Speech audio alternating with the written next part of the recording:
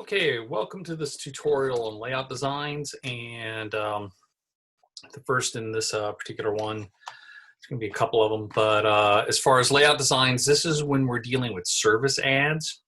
Back in the day, they used to also call these phone book ads, directory ads. Some places still put together phone book ads. Some people still print phone books, but not as many. And most of these ads are still needed, though.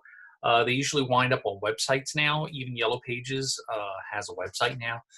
So they may still require these ads. So in this one, we're going to talk about how to get started with a service ad.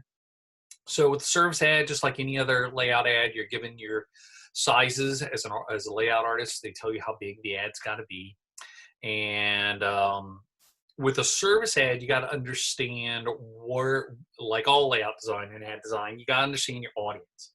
So with the service ad, it's a company advertising their services, what they do. So when someone's looking for a service, they already know what they need, and so that's what you really got to focus on, is that the audience already knows what they need. So if they need a lawyer, they already know what kind of lawyer they need. So that's the kind of ad that they're looking for, to see if that lawyer, that attorney, provides the services that that person needs. If you need a plumber, you already know that you need a plumber, so you're looking at all the service ads for plumbers to find which plumber has everything that you need. So we look at who they are and how to get in touch with them. That's the first things that we usually want to play up, is who they are and how to get in touch with them. So before we start jumping into the layout here really quickly, let's go over a couple of things. This is my ad layout. When you're building these type of ads, you want to build them edge to edge. I've seen these ads built in InDesign. I've seen them built in Quark Express. I've seen them built in Illustrator, even Photoshop. But regardless, you build them edge to edge. This little line here, because we're in InDesign, is your margin. So when you're building the ad, if you build it, all of it within that margin, you're going to have this white kind of frame around it. So you typically build it edge to edge, because like with all ad design, space is a premium, and they're going to want to fill that space with as much as possible. You can adjust your margins. This is my live area. The closer things get to the edge, the more it risks getting cropped or cut off in some sort of capacity. So that's what this, magenta line serves, this purple line serves. So like we said, we want to start with who they are and how to get in touch with them. So we can start with, our logo, who they are, and how to get in touch with them. And these things have to really stand out, because remember, they already know what service they're looking for. In this case, it's an electrician. And so we want them to be able to associate the two largest things together. In this case, Dury's Electrical is the largest thing, and it's associated with our phone number. And then you move on to, and I say move on, is that they provide you with all the copy. The sales rep or the art department client, through a sales rep, fills out everything, says this is what we want in the ad, and you have to come up with the hierarchy for it. And that's what we're kind of talking about here, is the hierarchy. So who they are, how to get in touch with them. That's what the audience is going to read in the first pass, meaning the quick glance. They see, hey, it jumps off the page, it grabs their attention, which is what you're trying to get them to do, to look at your ad as well as all the other ads on the page. So the next thing that you're going to want to play up are what they call the calls to action, the selling points. So in our case, we've taken our copy, and these are selling points. Something that might convince or sway a person to select this company over another company. In this case, they have 41 years of experience, free estimates. That's always a big selling point. Everyone loves free. 24-hour service calls, also a good selling point, and guaranteed callback. So we play up those in our hierarchy.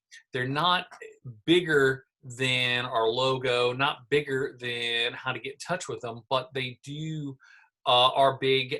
They're second in the pecking order. And so once someone has determined, hey, this has caught my eye, hey, I like that they have 24-hour service calls and free estimates or whatever, the selling points, the calls to action, have gotten them to stop So you've caught their attention with the logo and the phone number, who they are, how to get in touch with them, enough that they stop. And if they're interested beyond this point, then they'll start reading the rest of the information, particularly like services. In this case, the body copy. But this is the services and why it's called a service ad, in terms of they're just listing everything that's on here, everything that they do. And then, to round it all off, we'll have an address line typically, and our frame or border on top, usually a 2-point border.